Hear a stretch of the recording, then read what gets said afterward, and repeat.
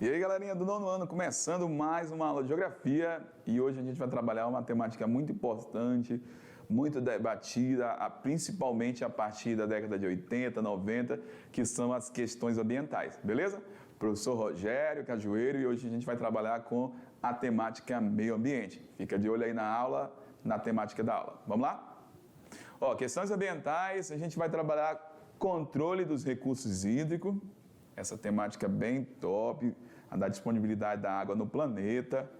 E também, galera, a gente vai falar um pouco sobre o aquecimento global, que é uma temática bem preocupante, que nos dias atuais a gente vem sofrendo já com esse calor. Beleza? A cada dia na Terra. Vamos lá. Olha só. Olha aí, galera. Nossa, deu até calor agora. Tô brincando. Então, vamos falar de aquecimento global. Professor, por que esse calor no planeta? Porque a gente tem essa sensação. Você não tem essa sensação aí? Principalmente quem mora nessas regiões, nas proximidades do Equador, nas regiões equatoriais, tropicais, sentem muito calor aí por conta do aumento dessas temperaturas, nas transformações que vêm ocorrendo no decorrer do histórico da Terra. Beleza? E quando eu falo de aquecimento global, eu tenho que pensar nas próprias dinâmicas natural do planeta, mas também nas ações antrópicas, que é a ação do homem sobre o meio, que contribui certamente também para o aumento global na Terra. Beleza? Então vamos lá. Ó, então, a partir da década de 70, antes da década de 70, melhor dizendo, falando para vocês, quase não se falava muito sobre as questões de meio ambiente, as problemáticas ambientais. O mundo, de certa forma, vem comigo rapidamente, estava preocupado aí no processo de evolução, transformação, do progresso das suas nações, e o meio natural, o meio ambiente foi bastante maltratado por conta aí da ganância, dos objetivos dos países em melhoria de território, em avançar no processo industrial, garantir o crescimento econômico. Então, para garantir o crescimento econômico, muitas das vezes o meio natural sofria muito, porque era desmatado para extrair os recursos minerais, era desmatado para o plantio de alimentos, enfim. Então, toda essa prática de progresso das nações até 1970, de certa forma, contribuiu muito para o impacto do meio natural, que é o meio ambiente. Beleza? Então, voltando aqui no quadro. Então, somente a partir da década de 70 que caiu a ficha, galera. O mundo começou a se preocupar e vai iniciar todas as discussões acerca dos problemas ambientais, certo? E na agenda internacional, nas discussões a nível mundial. O nosso planeta já estava aí cansado, galera, com esse período, olha só. Desmatamento, aumento de temperatura, a liberação de poluentes para a atmosfera. Então, o mundo já estava com esses problemas. A poluição da água. Então, tudo isso aí começou a gerar uma preocupação a nível internacional. Então, os impactos ambientais de âmbito internacional provocado pelo desenvolvimento capitalista começou a ser debatido por diversas nações do mundo. Então, quando foi em 1972, lá na Suécia, aconteceu a primeira conferência sobre meio ambiente, que ficou conhecida aí como a Conferência de Estocolmo de 1972. O objetivo dessa conferência, debater consequências da degradação do meio ambiente. Então o sapato começou a apertar. O homem começou a sentir o quê? As questões ambientais no seu dia a dia. O aumento de temperatura, a poluição atmosférica. Então tudo isso começou a gerar preocupação no homem. Então, a partir de 72, Estocolmo começou todo esse debate acerca da questão ambiental, que até então não era quase discutido no mundo, porque o mundo estava preocupado em correr e acelerar o seu crescimento econômico. E não estava muito preocupado aí com a questão ambiental. Beleza? Vamos lá. Então, diante dessa conferência, durante a conferência, foram abordados temas aí sobre mudanças climáticas, sobre qualidade da água, o desenvolvimento sustentável. O que seria esse desenvolvimento sustentável? Eu gosto muito, ó. Até marcar aqui, ó. Desenvolvimento sustentável. Olha só, esse conceito de desenvolvimento sustentável está bem ligado à seguinte questão. Você pode até desenvolver o seu país em pleno século XXI. Mas quando eu falo de desenvolver de uma forma sustentável, é você progredir, é você avançar, mas você sempre ter em mente e lembrar que você precisa, de certa forma, de equilíbrio, equilibrar esse progresso, porque depois de você tem a futura geração, e a futura geração ela vai precisar também desses recursos. Então, o desenvolvimento sustentável nada mais é do que avançar de uma forma ambientalmente consciente, onde eu possa aproveitar dos recursos do presente sem comprometer a disponibilidade desses recursos para as futuras gerações. Então, em cada um de nós temos essa responsabilidade aí de poder avançar, progredir de uma forma aí consciente para não machucar, para não maltratar as nossas futuras gerações. Beleza? Este é o conceito aí de desenvolvimento sustentável.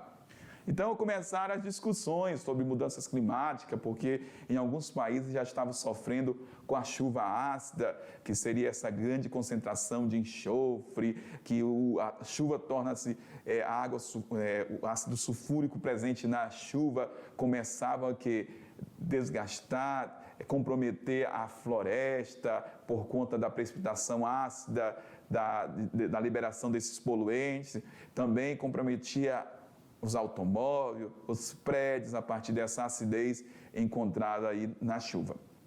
A poluição do ar, por conta da primeira, segunda revolução industrial, dos automóveis, também iniciou toda essa preocupação do homem acerca da situação climática mundial. Beleza? E falando também sobre meio ambiente, que eu falei para vocês, desenvolvimento sustentável, começou também uma preocupação acerca da água. Olha como que é a distribuição da água no mundo, do nosso planeta. A gente até fala assim que o planeta Terra, vem aqui comigo, não era nem para ser chamado de planeta Terra, poderia ser chamado de planeta Água. Só que tem uma questão, nem toda a água do mundo é doce.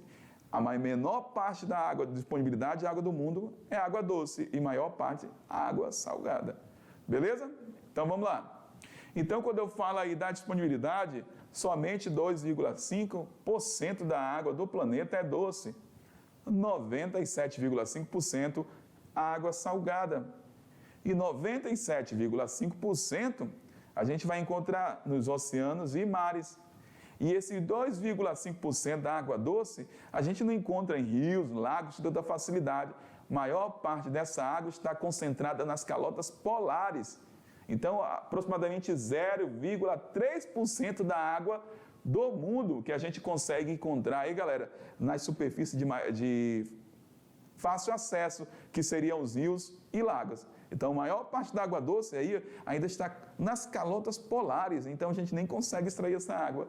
E em torno de 0,3% que estão nos rios e lagos. É pouca água para ter acesso no mundo. E quando a gente fala de água, a água está distribuída de uma forma heterogênea, não é homogênea. A gente vai encontrar água em maior quantidade aqui na América do Sul, mas lá no hemisfério norte, principalmente nas regiões ali da Ásia e também do Oriente Médio, a galera sofre muito com a escassez de água.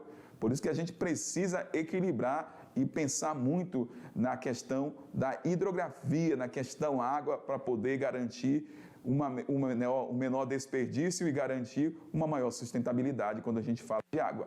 Beleza? Vamos lá. Então, a conservação dos recursos. Ó. Quando a gente fala da água, que é tão importante para a vida, essas águas aí, ó, dos rios, lagos e água subterrânea, a gente tem aqui a distribuição da utilização da água por setores. Então, quem mais utiliza a água? Quando a gente fala dos setores das atividades industriais, da agricultura, do doméstico, enfim.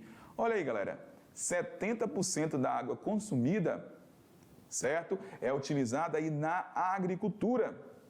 É muita água, galera, na agricultura. A indústria é o segundo setor que mais utiliza água, 22%.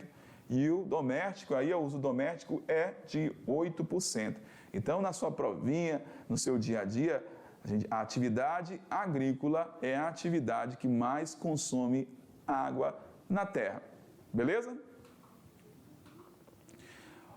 E a água sofre muito, principalmente a gente está vendo aqui essa imagem, ó, próximo a um grande centro de cidade, onde a gente encontra aí, ó, pneus, lixo, plástico, esses componentes, esses lixos que demoram tanto tempo para se degradar, que estão lançados cada dia mais nas áreas da cidade.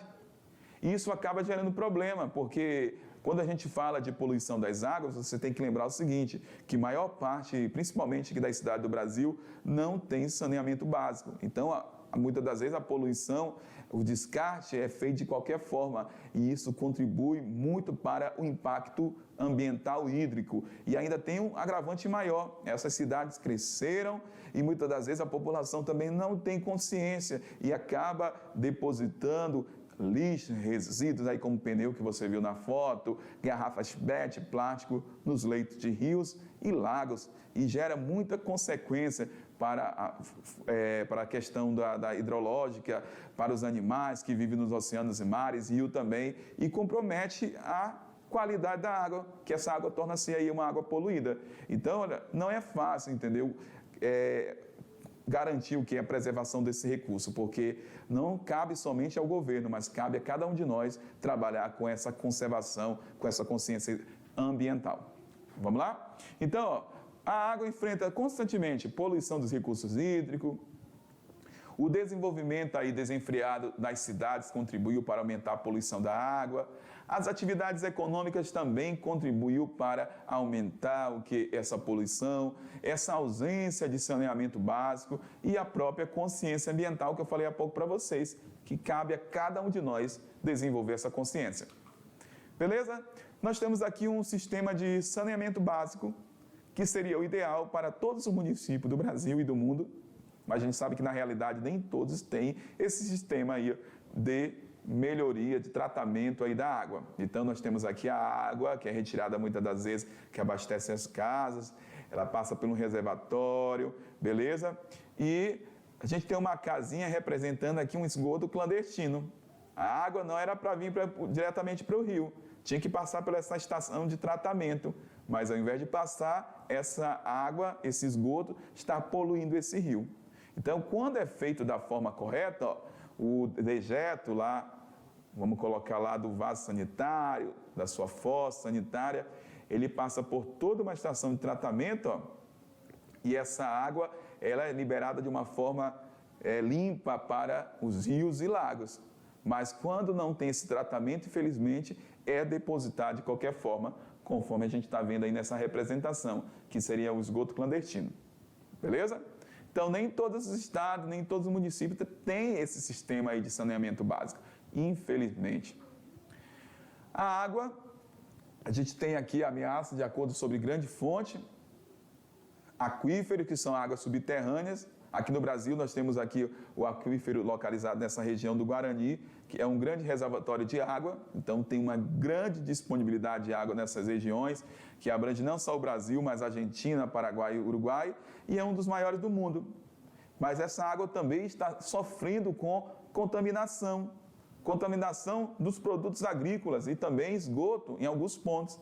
Então são reservatórios de água limpa, subterrâneos, que já sofrem também com a poluição. Não só no Brasil, mas também em várias partes do mundo. Beleza? Então a gente observa aqui no Oriente Médio, ó, Israel e os territórios da Palestina dividem 4 aquíferos. Então essa região ela enfrenta vários problemas, vários conflitos por conta da questão da água. Na África também e na própria Ásia enfrenta problemas por conta dessa geopolítica da água. Falando agora de aquecimento global, galera, nós temos aqui o que seria a teoria do aquecimento global. Ela busca explicar os aumentos de temperatura da Terra. Para alguns cientistas é um fenômeno. Então a Terra aumentando, o calor tocando aqui na Terra, é mais do que tudo. E aí a galera fala que esse aumento do aquecimento global é por acaso. não é por acaso. As ações antrópicas também interferem no aquecimento global. Segundo os cientistas, a capacidade de absorção de gases do efeito estufa, que é o dióxido de carbono e gás metano, pela atmosfera é limitada e tem provocado a intensificação do efeito estufa. Ou seja, nós temos o efeito estufa, que são gases que ficam aqui sobre o planeta, que são muito importantes para a manutenção da vida dentro do nosso planeta. Porque se não tivesse esses gases aqui do efeito estufa, o que ia acontecer? Durante o dia teria uma média temperatura, mas à noite ia cair muito a temperatura da Terra. Então, o efeito estufa é um efeito natural da Terra, é como um termômetro que balanceia aí a questão da temperatura. Mas a partir do momento que a gente está emitindo muitos gases para a atmosfera, esses gases acabam ficando aí sobre a Terra, né? Sobre a questão atmosférica. Eles não são dissipados para a atmosfera. E isso acaba contribuindo para aumentar a temperatura dentro do nosso planeta. Bom, a gente tem um esquema aqui, ó, que a radiação solar, em amarelo, incide sobre o nosso planeta. Então, boa parte dessa radiação, beleza, acaba voltando para a atmosfera. Mas a partir do momento que eu tenho uma grande concentração de poluentes aqui de gases do efeito estufa, isso acaba o quê, galera? Aumentando o impedimento da liberação dessa radiação solar para o espaço. E, consequentemente, nós teremos o quê? O aumento aí da temperatura na Terra, que tem contribuído para o efeito estufa. E, consequentemente, o aquecimento global. Então, as consequências do aquecimento global: mudanças no clima. A gente consegue verificar aí o aumento de temperaturas em várias partes da Terra. Até regiões que eram mais frias estão passando por problemas aí de temperatura. O aumento do nível dos oceanos. Por quê o aumento do nível do oceano? As calotas polares, estão passando por esse processo de degelo. E elas acabam o quê? Sendo lançadas nos oceanos e mares e vai aumentar o nível dos oceanos. Existe um estudo seguinte, o aumento do nível dos oceanos pode comprometer as cidades que estão localizadas no litoral do Brasil. Por quê? Se aumentar o nível do oceano, aquelas cidades, principalmente ali próximo ao litoral, vão desaparecer. E mudanças nos ecossistemas do mundo. A gente tem aqui um ranking que é negativo dos países mais poluentes do mundo. Então, nós temos aí quem libera mais o CO2 para a atmosfera, que é o dióxido de carbono. China, segundo o país, Estados Unidos. Depois eu tenho Índia, Japão, Brasil aí também, Nós temos um dos maiores liberadores de poluente para a atmosfera. E essa liberação aqui, galera, do CO2, que é o dióxido de carbono, vem aqui comigo.